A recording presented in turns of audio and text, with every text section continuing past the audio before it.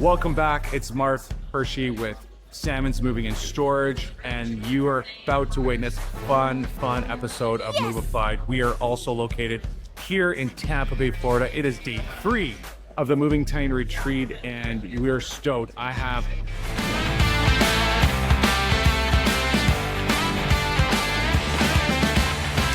Stephen Reed from Big League Movers, and I got Eric Wirks, who I don't know which one was that, from Wirks Moving and Stores, but also the CEO of USA Home Listing. So we are super excited to chat with both of these guys and see why being a hometown dominator is key to success, and also why expanding your portfolio, I think also like in business and what you do, is also important as you become more successful. Happy to be here. You hear this all the time. Excited to be here. I know. That's all. Well, obviously one of the big things that I want to chat about or ask the question is culture within the company.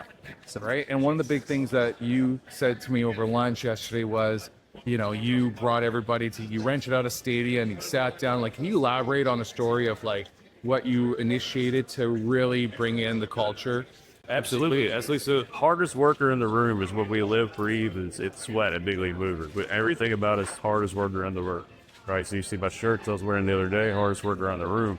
And the main object is if we're all the hardest workers in the room, imagine what we can do if we're working together, right? Because nobody got into the movie industry that's scared of work. Right, everybody has work ethic ingrained in them. They didn't come here to be lazy in any way. They said, okay, I can move furniture physically all day, and do this nature, so they're hard work. So somebody has taught them to be a hard worker in their life. Our job to continue that and give them hope, to give them a future true. When you give people hope and a culture of hope, and they have belief in what they're doing, there's nothing that can stop for my simple sir. So the big thing for me is communicating that to the team, right? Is there is an so there is an opportunity and there is hope, and what I'm willing to do as an owner, and this is what I want. I don't want to give raises anymore. We have no raises at Big League Movers. You're paid for position and you earn it every day. So it's crazy, but I give $2 an hour extra if you're on time for it. Because that's something that's a big expectation for me. You did? I do. Oh, you do that still? Yeah, every day they get $2 extra. Hey, if they're on time, it's every 2 weeks. They get that bonus. And if they call in for any reason whatsoever, there's no bonus. Right, so it kind of keeps everybody, this is what I'm looking for, this is what I'm paying. But instead of me giving an evaluation and giving you 90 days to tell you what I want to get, and you get those things and then you're done with it, you get your raise, I'm going to give it to you. And the way I did it, my team, is that we're the hardest workers in the rooms, and this is what I'm trying to do to be a hometown dominator. This is what I need you to do. I need reviews. I need you to smile every time you put a shirt on. I need you to look for more moves. I need just to be this image, and that's where my company changed completely. I said what I wanted, and our guys said, I got you. I believe in you. You're going to take care of me. If I do that, let's go. And I haven't had any really turnover except with what I wanted to start. Since that day, and man, I can put my company moving culture against anybody. I really do. My guys are prideful. I love them to death, but they answered my challenge, and we haven't looked back. They made me a hometown dominant. That's amazing. What about you, Eric? Yeah, I'll piggyback off that in a different level. So I get asked all the time, how did you find Allison? And I said, Allison found me, and that's been one of the biggest experiences in my business life, is that all of my top leadership people have all found me. I've never had to go looking for them. Notice the example, not only in the culture in your company's collective whole, but what do you put out into the world? For example, how did I find Allison? Allison's dad has done IT work for me, and I hired Allison back in February 2020. I don't know the full context, but she was very undervalued, very underappreciated at the organization she was working with, and her dad had told her that, hey, I do some work with this amazing, and this is his work, not mine, and I do some work with this really amazing individual, has a lot of integrity, and this really carries himself well, really seems like he really takes care of his team, really cares, and she walked in the door one day. In fact, every leadership role, that even though I'm not involved in moving company, but every leadership role at my moving company when I was involved, had found me that way based on the reputation that I had. Call it your personal brand. Everyone in all the top people in my moving company take fitness really easily, not because I push that, because I'm a living example. But have you recently changed that like dynamic in a sense of fitness? I mean, I know you've always like stayed fit, and ever since I've met you. But have you hiking that level in the office? People ask the question, how do you measure success? And the go-to is a financial level. Okay, and for me, I measure success in this order: is faith, family, and fit, and that friends are including that, finance, and then fitness. The reason why I add fitness there is because I found for myself is that when I become fit, the best version of myself, it's like pouring gasoline in all the other areas that I earth value it, and then I measure how I measure what true success looks like. I think Eric has, just to piggyback on that, Eric has set a culture without having to, that is his standard. Which works. He has a standard that people want to come see. He has a standard. He knows, like, if I could work for Eric Works, I have to. And that's what VR even has built a thing. And I'm sure Steven can agree with this, but like, that we know that we're a small town industry, but even at like the employee level, it's also a small town. Like, if you don't think that other moving company employees know what's going on in your company, think again. Like, Oh, for sure. And I've seen that where like my moving company was here. I had another moving company right there, and there was another one that was just opening up down the block. And they all have to ride the same bus or SkyTrain that we have to work. So you're bound to see a couple guys with that moving shirt, that new shirt, and they're gonna sit there and chat. Whereas as soon as they get off, they're like having a smoke and talking as they depart ways, going, well, how much do you make here? What's the culture like? How's your boss like? How many hours you getting? So yeah, 100%, they're all talking. the words got out, and I guarantee to you, we're the place to work for. The interesting thing about that is that you may experience this as well. Is usually the guys, not always, but usually the guys who have never worked for a moving company before, and you're their first experience, they sometimes say the grass is greener, and it's fine, they can go figure that out. Sure, but they want to come back real. I'm big on that. I'm big on the second chances at Big League Movers. A lot of my guys had been terminated for me. They were my best guys. I'm really, really big on if I see something that I don't like or my customers wouldn't like or some kind of attitude, I would go straight to it and address them. And I'll just say, hey, that's not what I'm looking for in this organization. 9 times out of 10, I get a light switch moment out of the call. And I get, no, I'm sorry, I didn't intend that. That's not what I'm doing. I care about my job. I didn't know that was a problem. And then we get in this opportunity space where he and I get on the same page of what I'm looking in the organization, what I see in him, and what I don't want.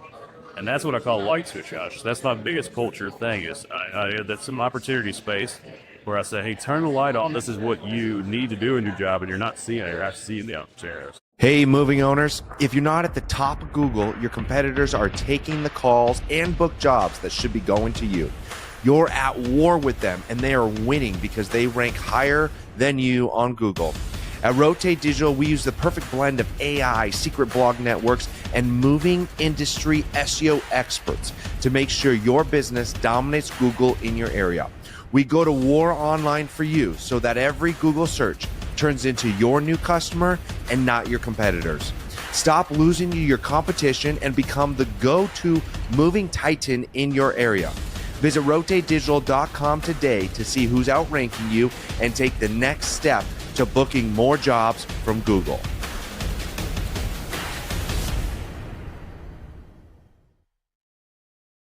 Are you a mover looking to make an impact? Discover Moving Letters AI and join the ML Plus Club today. Elevate your customer engagement with the personal touch of handwritten letters. If you want to take your company to that next level, it's the only way to subscribe. If you're doing anything but Moving Letters AI, you need to get on it. So it's going to take your business to that next level. You're going to see an increase in that revenue. Let's go. I highly recommend using this company.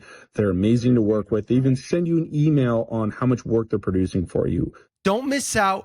Join the revolution and start making moves that matter. Put a golden damn ticket in there with Moving Letters AI.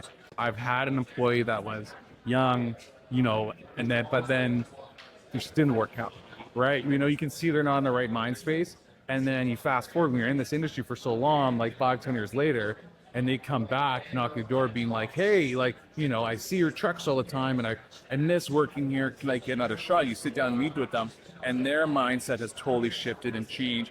Usually it's like, oh, yeah, I have a kid now, or, you know, I need to support a family, and their just mindset has changed, and you're like, okay, cool, if I could take this, you were a good worker, you just weren't showing up. Absolutely. Right? So let's change, and you're working out to be like fantastic employees. Yeah, I would say high. I don't know the percentage, but it's at least over 50% of October days by a long-time staff over years. And it's just not over time. It's just that one conversation we had, and you get on the same page, and we never. When you guys both started your companies, what was one of the biggest challenges you faced, and an experience that happened like as you were starting to grow? I don't know if anyone will relate to this. So yeah, 15 different job titles. Now the exaggeration, a light day was 15 hours working. Most of the time it was 20 hours straight working, running on fumes, sleep at the office.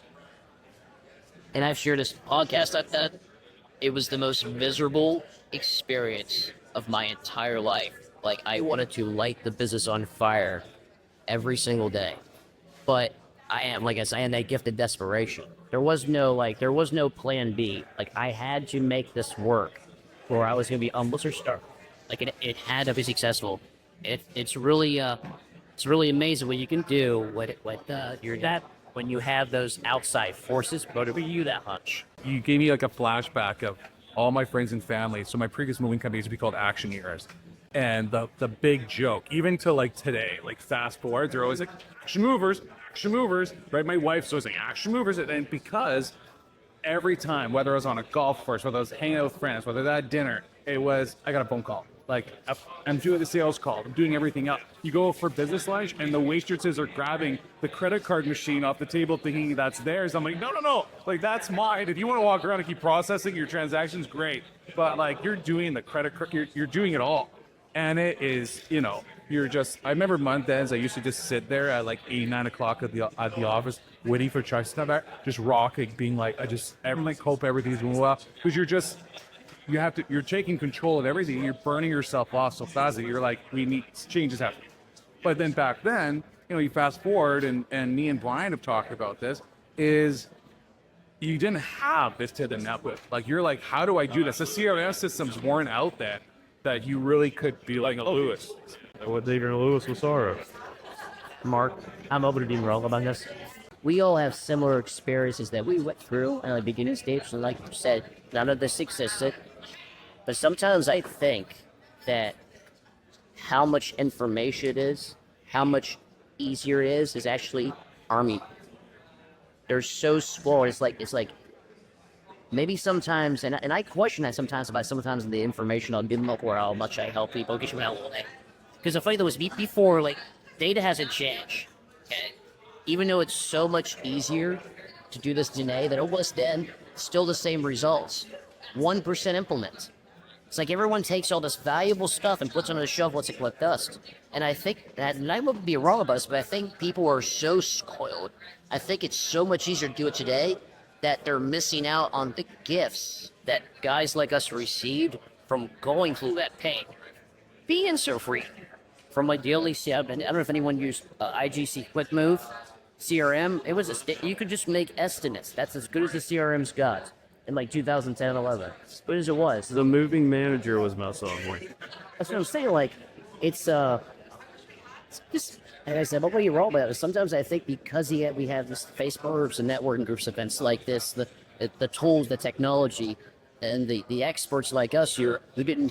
So sometimes I think maybe the reason why we're at this is because we didn't have that stuff, and we appreciate it so much more when we figured it out. Open to being wrong about that, but part of me believes that might be the case. I totally will. Well, I see it on these set of retreats, especially this one, where I'm talking to guys that never came at any of the ones that have happened before, and going, what have you, like, give me some takeaways. And they're like, dude, you should be like a sponge absorbing so much that's going on that you should be pumping out. That's why I said, hey guys, this is a tip. look into this. Look at what you want before you get here. You know what I'm saying? I mean, you think maybe my theory might have some legs on that? You guys ever thought that way too? Because I think that sometimes. I started in 2008. It's different though on that side too. There's challenges that you have, but I think right now trucks are higher than they were when they were on here. There, you have a piece way more expensive than 2008 that we get. I didn't have any boys just besides Wirks until 2010. But you have, you can't afford these things. Like you can't just go get a truck like we did for 12 grand, right? I think I remember I bought my first truck, Hercules, for 12 grand. Oh, I was starting next year, and I would just show up with like a wad of cash in my pocket, and then negotiate back. I'm like, great, just pick up that 510 for 10,000. That's the rack. Well, think of what our Freddie Ryan, though. Think about it from Bruns there. He was buying $12,000 to $15,000 trucks left and right. And those days are gone. Used trucks. Circle back on it and just say that my answer would be the biggest challenge is being by yourself. Kind of as you put it, being by yourself in everything, not being able to have the resources and you have this vision and you believe in it, and you usually don't have people around you at the time to believe in it too much. It's that small youth room, and that's the biggest challenge you have, and that's the biggest challenge I have, is to be it out myself. Moving companies, referrals are the best leads, right? But communicating with customers, tracking progress, managing payouts, it's just overwhelming. That's why at Snowball, we do it all for you. And we're really good at it. In fact, in just a few months, the Snowball platform helped JK Moving generate over $200K in new revenue. We even helped New City Moving book 30 moves in a single month. If you have happy customers, we can get you referrals. Scan the QR code or click the link in the description to get the first 2 months on us. Hi, I'm Mark Hirschi with Salmon's Moving and Storage. Today, I want to talk about Tighten Up training. Why? Because this is Netflix grade quality training. It's not those old videos and VHSs that you got hiding in your office somewhere. It's online, it's easy to use, they're short videos, but they get to the point. My new employees, these guys run through these training programs, there's tests at the end, and they're coming out going, oh, I'm ready to rock. So if you haven't checked out Tighten Up training yet, get a demo done. Get on board.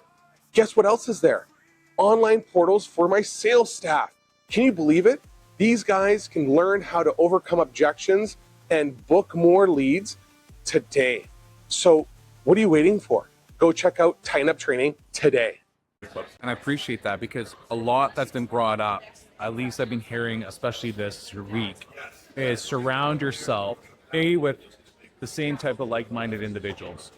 All right? Get yourself at least five guys that can hold you accountable, whether you are looking for 5 guys and gals in a different trade for each one and pushing that and marketing it, or you are building yourself a small group that you can hold each other accountable and then learn off of, because it's a lot when you're like, I got 20, 30 new friends. No, like just dial it in to 4 or 5 guys that you can really build off. I know guys with a lot of friends that can relate. In my life in Memphis, nobody can relate to the job that I do in moves, right? No matter what it is, they could be executive at this place, they could be they cut hair. There's nothing that is relatable. And finding your 5 that's in this network changed my life. Where I found the OG Titans, and from there, relationships spawned that are my best friends for life. And I've been through things that only this band can do. That only the OG Titans can relate to, that I can't even like that about. She can't relate that, but I could say 2 words to Eric and he clipped it. That's a special bond that you could get to help you grow your business. And that's proven, at least in my case, in Eric's case, and others. And so that is a bond that I have. My best friends, and I never was looking for my best friends in the movie industry, right? I have a lot of great friends that they hear this, but I have a lot of great friends in Memphis, but I have my best friend. It's not wins all the time, Mostly not. For me, the best lessons come from being vulnerable and sharing my challenges, those struggles, and these, because we all add them. And for example, my culture hasn't always been awesome. It's awesome today, but who do you think my go-to was when my culture was struggling? Called that man, because that's somebody that's powerful in mind at work that I know has got the best culture going on right now. And then talk it out. The great thing about these guys is I don't want somebody to tell me what I want to hear. I want the hard truth. What blind spots am I missing? And that's the power of us doing that for each other. You know, Let your normal friends, your family, lift you up and give you the bullshit. Like, Yeah, business owners do not have a filter, right? A successful business owner will tell you the honest truth. That's what we do. We're very honest about what we want, how to get there, and what our beliefs are. So there's no better network than Fab Five of moving industry owners, right? so before I flip the script, I'm gonna ask both of you guys. Same question asked a lot of guys this week, especially ones that have been in the industry as long as we all have. What are 5 tips that you could share with people that are watching and listening that are trying to build up their movie company? They have that one truck that are here this week, or that are listening. Maybe you got 2 or 3 who just started in the last couple of years that you wish someone would have came to you both in the beginning to say, hey, let me give you some 5 pieces of advice. You can't do everything. I guess I would say it until I figured stuff. I thought I could be invincible and do anything and everything, and I couldn't. That would be one thing that was a real struggle for me. And so look for experts. I've learned that you can go to Upwork and you can go find an expert and you could pay them for $100 for their hour because they're expensive for an expert, but you can actually learn what you need to know. You're not alone in that, making your own expert decision, so you can use research aside. I wish I knew that. I wish I knew I could go to Upwork and then find a CMO type guy I could pick his brain for $250. Today, For those of you who have those resources, you have ChatGPT. Yeah, let's make it sure. Eric, you want me to knock out all 5? you want to knock off both? I know you probably have 5. Yeah. The minute you can afford it, go all in on your brand. And I don't mean go out and get that couple $100 logo. So the cream of the crop brand agencies, because I've worked with them, well, the fastest I ever made, I just did it 10 years too late. Okay? It's going to cost you about between $20,000 and $30,000. It's going to be worth every penny. This should be one of the first major investments you make in your marketing. It'll compound and astronomically pay you back over and over and over again. But in fact, when I hear guys who are like the 2 truck size, 3 truck size, who figure that out and they're going to go spend $20,000, $25,000, $30,000 on that. And that's fun. They're not going to. That doesn't include graphic trucks and all. For sure. That's just them building your brand and giving you the brand kit. So when they're going to go spend that 20, 25, 30,000, that is the best of the best. Is what they get. That I would do that on a heartbeat if I could do it. Not continue to have friends on our payroll for a while would be one. Yeah, 100%. Yeah. Harding and lessons. I wouldn't have friends. I would have people that were carrying the objectives I had as an entrepreneur and a lawyer. And that gets tough too. I want to comment on both of those. Based on what you recently did with your rebranding, based on what I saw with it's just fantastic. I love it. I love the whole V-Moot. I don't know, can you trademark? Yeah. It's in the process. Yeah, for sure. Absolutely. Yeah, I was like, that's fun. Yes, that's. Yeah, and listening to Kick Creative. Kick Charge? Yeah, Kick Charge Creative and what they're doing, and then talking with those guys afterwards. Just what our brand, it's like our logo's been the same logo for 80 years. Everybody knows that logo. Everybody sees that logo. Give me an example. I've heard people be sticker shocked at their cost. And my comment was, well, do you want to cost you $20,000 now or $10 million later? Okay, so to me, I completely agree. Spend that money, do the leaks. Send lost opportunities to get out. Sure. There's nothing that'll give you more ROI than your brand. Ralph Lauren won't, right? Your social media and protecting that won't. First few years, I was trying to have a separate life than my business. I wish I could get those back because I could add years to my brand right now and the impact of it. So don't be too your car, wrap your car. That pays you money. Right? Ford doesn't pay you money; it takes money away. Everything's a brand.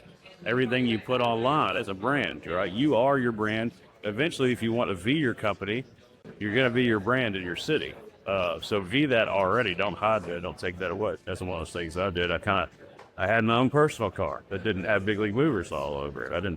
I wasn't wearing my brand like that. I was wearing Polo or whatever it is. And I wish I could get those years back because those years are influential. Totally. We actually had a comment about that in our group setting where I said to the crew, I said, when I first started, what was I doing at these network meetings, everything else? All you were doing was wearing your t-shirt brand and everything else. And then, you know, you start becoming a little bit bigger and everything else. You go to some other networking events. You're like, oh, I'm going to wear a sport coat. Oh, maybe I'm just going to wear something more casual, right? Because everybody you keep going to is in a business suit or, you know. And eventually with one of my friends, Austin, that guy like lives and breathes in his work shirt. Like everywhere he goes, he's always not blue shirt. When we were doing that, we're going out for lunch. That's all he's wearing. And I joked with him coming out to this trip. I was like, I'm not even going to ask you what you're paddling. You probably just need like 2 of your shirts and you're good to go. But like everybody knows that's his brand. Yep. And I started redoing that at the beginning of summer when I was doing a lot of grassroots marketing. That's all I was doing was like, great, I'm going to get like a golf shirt with the logo, make it a little bit more fancier, and that's all I wear every time I go out. And it's so important that we don't forget that as business owners to like still represent that brand. Yeah. Wherever we go, because who's going to see that? All of our employees, all of our staff, and you see people out on the road. You never know when there's a good chance to network. If you find me in a polo shirt, I have a closet full of them anymore, let me know, because I'm wearing a Movified shirt, I'm wearing a USA Unlisted shirt, I'm wearing a Big League Movers, I'm wearing my brother's company, because that's what I want to support. That's what I want to be about. That's what I want to advertise. Well, we kind of hit the tips and everything else. I want to shift this because We only kind of did 1 or 2 each. That's fine. We don't have to do 5 more. Hi everyone, it's your favorite mover, Austin Yarbrough, and welcome to my school. The school is named Moving Army because it's inspired by Andy Elliott's team, and we've got some amazing changes coming for the moving industry, and I can't wait to work with you. In this school, we will be doing a 100-day fitness challenge. Wow. So what this means is we are going to be working out for 45 minutes minimum physical activity for 100 straight days. Stay tuned for more information and let's get moving.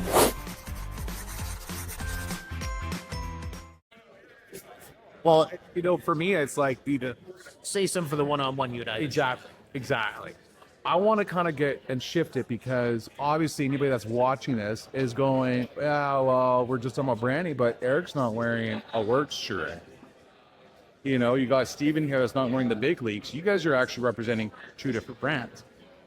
As business owners, we obviously, as we become more successful, we want to expand out of the market. We want to start looking for diversification.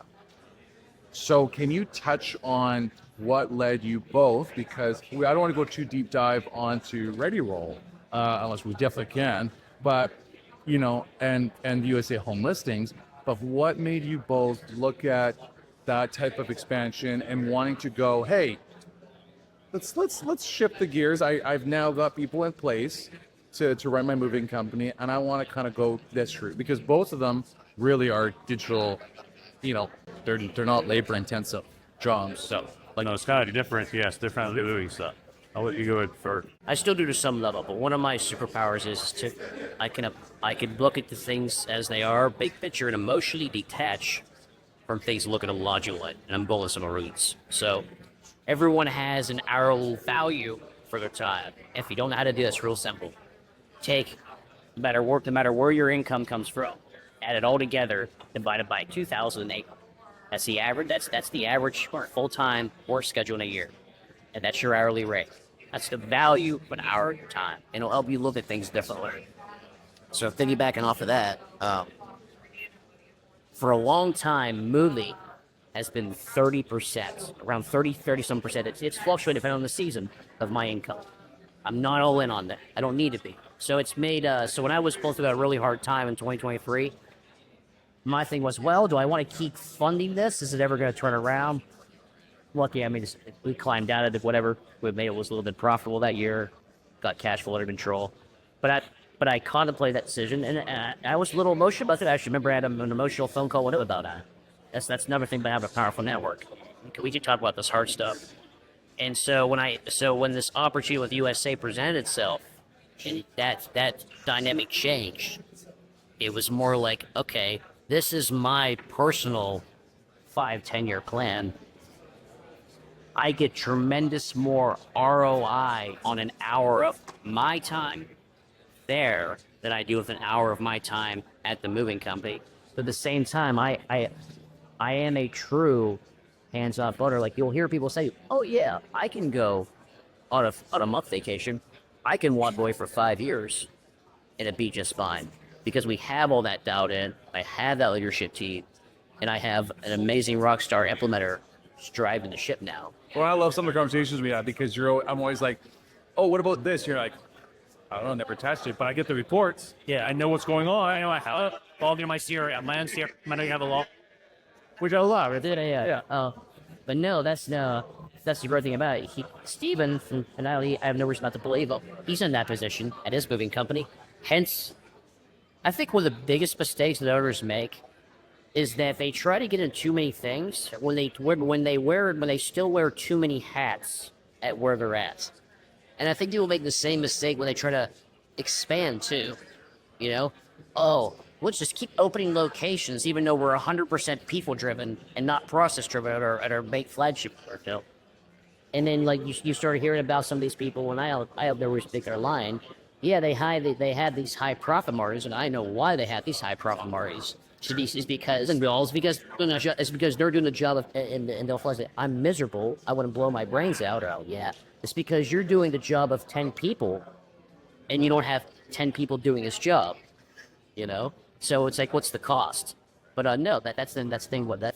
Long story short, I get tremendous better ROI on my time at USA, and I'm completely content with the circumstances at Wirks and the way it's structured. 2020, I saw a speaker, and the speaker was really simple in it. It was really profound. He said, you know, we only have one career, and if you have one word that sum up what you want at the end of your career, what would it be? And he said, I don't want to answer. When you go home, think about it, email me in a week. You're going to come up with a lot of answers on different days. I put a lot of thought in that, pretty deep exercise, and I came up with impactful.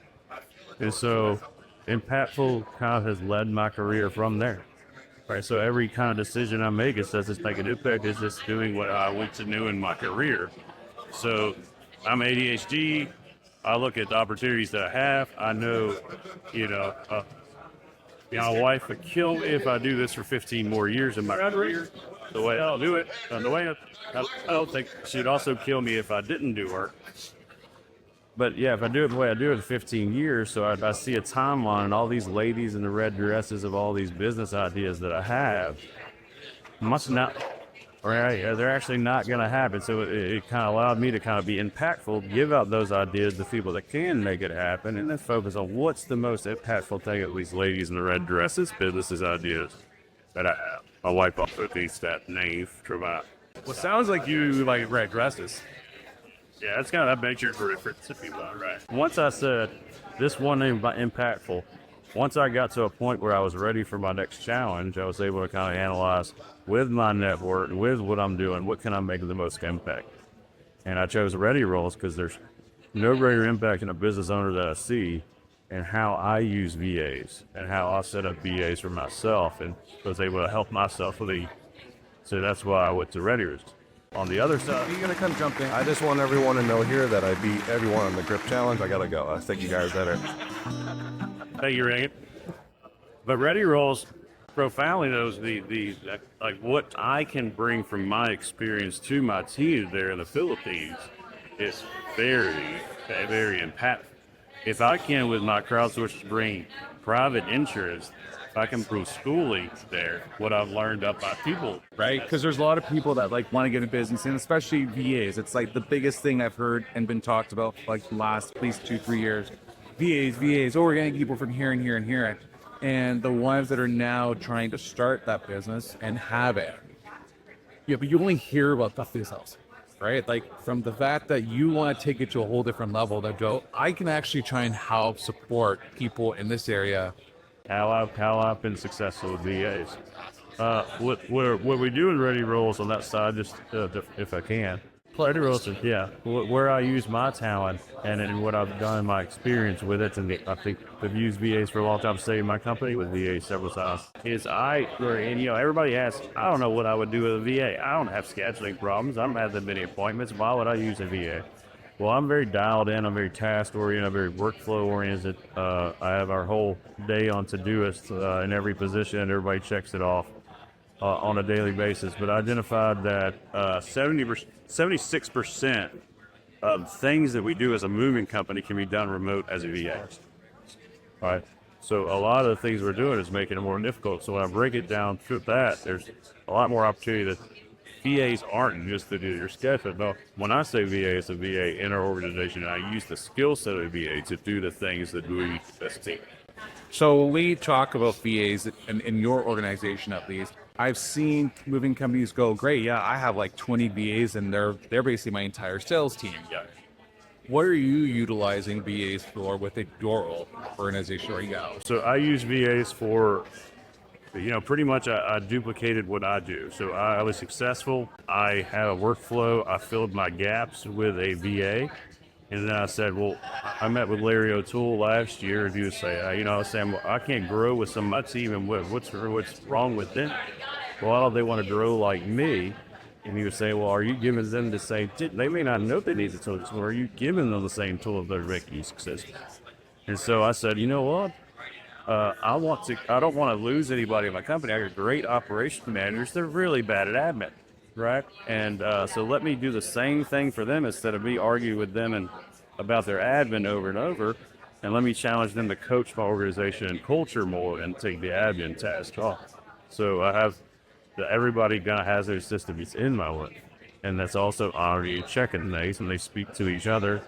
They're often solve the problems before they even come to us to know puzzles. We have an incredible team. I love the Philippines. It works really well with an American entrepreneur because in Asian culture, efficiency is very important. That's a very awesome thing for an entrepreneur to have somebody that really wants to please and give you the work that you want. And then I find that the Christian community of the Philippines is honest, right? So sometimes with that pleasing culture, you get dishonesty of just trying to please and give you the answer you want. But in the Philippines, and we train our staff is to be very honest. It's never good to lie to an entrepreneur about, even if it's not trying to, or you're saying, I'll get to it later. In the email, do that. It does. You guys both gave me such long-winded answers. Sorry. Which is totally fine. I like to get out of ReadyRoss.com. Okay. Yeah, 100%. You want a demo? Is it ready to go? Is it live? It's not. I'm here. I'm getting case studies. I'm an operational guy, right? And so at this time, please contact me. I know both of y'all are, but please contact me and I'll set up a workflow with you. I'm just looking for a case study master. I want the highest feedback, and I'm very, very involved in this process. So this is the best time. This is the best time to contact me. Yeah, after I have conversations with you, I'm like, oh man, I need my brain just starts going in circles. Yeah. And everything else as it goes on. And if ever we were talking about it yesterday over lunch, I'm like, the problem is sometimes as the host, when I usually have a bunch of different questions, but when you have a guest that inspires you as you're listening, your brain starts going with like 5 different more questions. You have follow-up answers, and what can I do with this? How can I do it? And then the question finishes, and you're like, yeah. Since there is a true, honest, opinion on that. In the moving industry, we talked about what's a pain that happened in the beginning, but we also must have some wild stories, situations, whether it was something that we got caught in, where the guys came back and said, you won't believe this, Eric, you won't believe this, Steven, that's happened to me on this job. Can you guys share a fun story like that's happened to you on? I got one. Jerry the King Lawler. I don't know if you've ever heard of him, the wrestling legend, Andy Kaufman, big Memphian. Jerry the King Lawler is a professional wrestler legend, announcer on Raw, all that stuff if you want to look him up. But we removed a lady out of his homes. You didn't know that was affiliated, but it's made a celebrity, right? And she needed a pack job and a move the next day, so I was sending packers over there. And I guess a fight that happened over the night, or some kind of argument. I wanted to move faster. They got packing done themselves, like off possibly 8. Man, we don't have a pack job anymore. Y'all packed over the night. And what happened is our pack team decided to try to be the good. And they weren't trained movers at the time. And I get a call saying, Jerry Lawler needs to see you immediately because we ran over his mailbox and would like to see you on his front desk. Well, let me talk to the customer.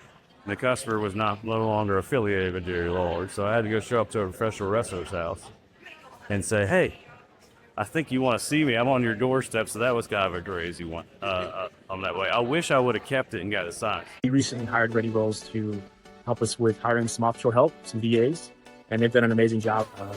They found the perfect candidate for our company to fill the right role for our company. And not only that, they helped answer any questions that we had about the process. Initially, hiring a VA can be a bit intimidating, but they answered all the questions. It's been an amazing experience. Our VA has been a huge part of our success thus far. We're actually in the process of hiring a few more right now. Definitely see them as being a key part of our growth and reaching our goals in 2025. So, the game changer for our company, I'm confident it'll be a game changer for you as well. Visit readyrolls.com. There is now a better way to scale. Here's a crazy story. He did it. No, not that rare. No, I don't know. No, he does own restaurants in Atlanta. Oh, does he really? Yeah. I had no idea. Yeah, Atlanta's a Yan ship out community. All the holiday movies are shot there now, so it's like video. That's right. Yeah. So we see Fitner's famous. The Best fast food live there. No, so this is, I think this is year 3 or 4 in business. We're pretty on. I think at that point we're somewhere between the $1 and $2 million mark. At that point, still in all paper everything. I think there might have been CRMs around that, but we weren't using these. We weren't even using accounting software. We were using Excel for bookkeeping. God, I don't miss any of that stuff, man. I'm like having none of the flashback stuff. No, but all revenue gets so important. It's so important during those pivotal growth marks, especially at the breakpoints. And if anyone knows about breakpoints, is the top end of a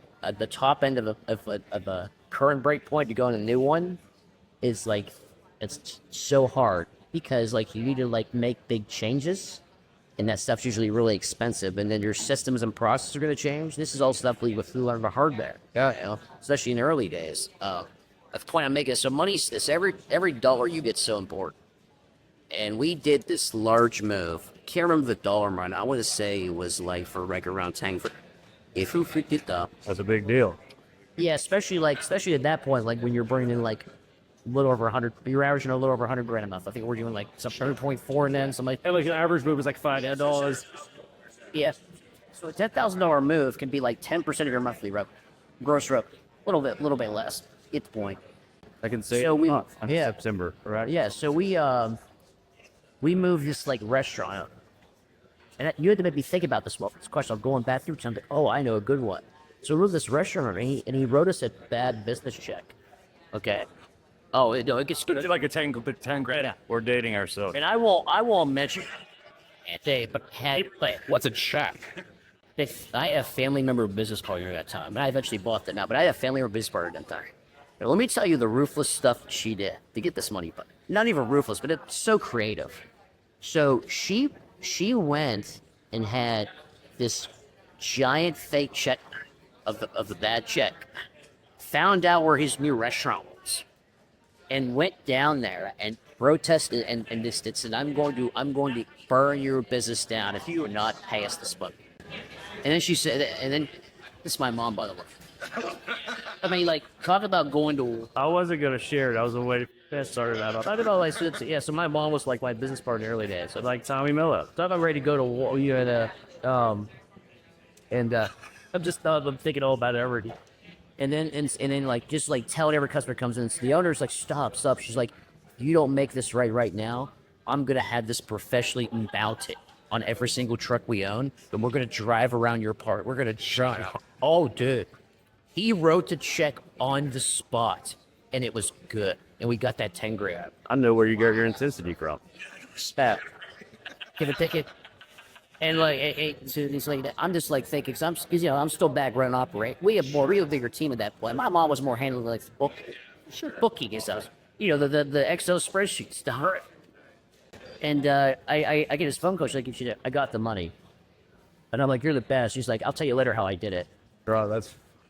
Yeah, true story. That's wild. True story. Like nothing illegal. But no. But when I think about what she did, absolute genius. It is. Especially when the fact like I actually like really at the point of like, there's a thread up. We're gonna take this check and blow it up, put it on all of our checks. Yes. Well, she already had a blown up check, just like they give away like a big prize or something, a fake check. Oh yeah, there's an exact copy of the ripped off check. But you know what the saddest part about that was? That was a business owner ripping off another business owner. Right? How sad that's the true sadness of that story right there. How sad is that? And he had the money the whole time. Wrote a bad check out of his business, but worse. Sounds like my experience out loud. Yeah. Other than that, we take personal checks, or that's how good our clientele is. We do too. Yeah, we still. I know some people where they swear against, but like we could probably save, I don't know, $100-some thousand a year still get personal checks in non-credit cards. So it's wild. When I had my other moving company, I mean, we never took checks because of situation. Yeah, that. So we just stopped. It's like cash, Visa, MasterCard, right, done. Even Amex. I've been no cash for a little while when I was kind of getting bigger. I want even more cash to have instructions. No, but thank you for asking that question, because I had forgot that's all about that. And then Eric's calling his mom and being like, and then you asked that question. I started going back through the history of and I'm like, oh, I know exactly what I'm going to talk about. So good. But yeah, I was going to say, like, and then when I took over Salmon's, because of the reputation he had, I was like, you guys are still taking checks. They're like, why wouldn't we? And I was like, because we had a check bounce before. And I was like, this is amazing. All right, keep it going, because like Eric said, like, why not? If someone's I'd rather someone give me a $10,000 check than put a $10,000 credit card charge and go like, great, there is like a merchant fee or this matter. A big one too. Yeah, it all adds up for sure. But we only take personal checks locally. For interstate, no certified funds. Yeah, credit card, of course. Yeah. Well, guys, we don't want to keep talking about checks. We're gonna wrap this up. This has been a pleasure until we do this all night. I feel like we're gonna start running out of. It's nice. That's pretty hot. I'm starting I can see Mark's getting a little perspirated right there. I'll take this moment to say, Mark, I love this podcast. I appreciate what you're doing for the industry. I'm so excited about seeing this. Thank you so much. I also feel like if you ever got in trouble in this instant right now, you are so protected by me and Eric's arms. We're just flexing. It's like boom. Awesome. Well, we're gonna sign out and just make sure you guys are checking us out. If you like these type of videos, make sure you are liking and subscribing on YouTube or Spotify. Make sure you hit that 5-star review and Apple Podcasts. And until next time, stay bye. Thanks, guys. Thank you.